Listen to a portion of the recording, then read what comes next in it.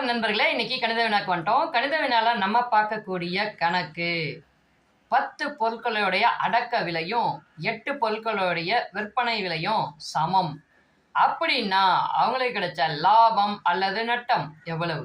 இதுதான் கேள்வி. இந்த கணக்கை எப்படி எளிமையா தீர்க்கிறதுன்னு நான் சொல்லி தர்றேங்க, பாருங்க. இப்ப நமக்கு 2 தான் இங்க கீ பாயிண்டே. 10 பொருள் வாங்குறாங்க, 8 பொருளை விற்கிறாங்க. அப்ப அந்த 2ஓட மதிப்பு தான் எவ்வளவு? சரி, ஓகே. இந்த கணக்கை இப்படி எழுதுங்க. 2/8 பெருக்கல் 100. இந்த 100ங்கிறது 2க்கும் 8க்கும் இடையில் இருக்க மாதிரி நீங்க எழுதணும். இப்ப எல்லாத்தையும் சிம்பிளிஃபை பண்ணா நமக்கு ஆன்சர் கிடைச்சிரும். 2/8 சிம்பிளிஃபை பண்ணுவோம், 1/4ன்னு வரும். இந்த 1/4ஐயும் இந்த 100ஐயும் சிம்பிளிஃபை பண்ணோம். 4 வச்சு 100 அடிக்கணும். அடிச்சா 25ன்னு கிடைக்கும். அந்த 25 அப்படிங்கிறது என்ன அப்படின்னா அந்த 2 பொருட்களுக்கான சதவீதம். அதுதான் நமக்கு என்னது? லாபம்.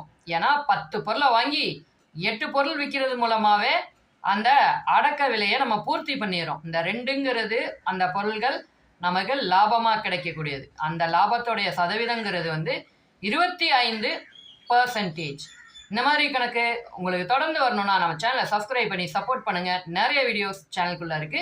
அது எல்லாத்தையுமே படிச்சு செமையா தயாராகுங்க. நான் இன்னொரு வீடியோவில் உங்களை மீட் பண்றேன். பாய்.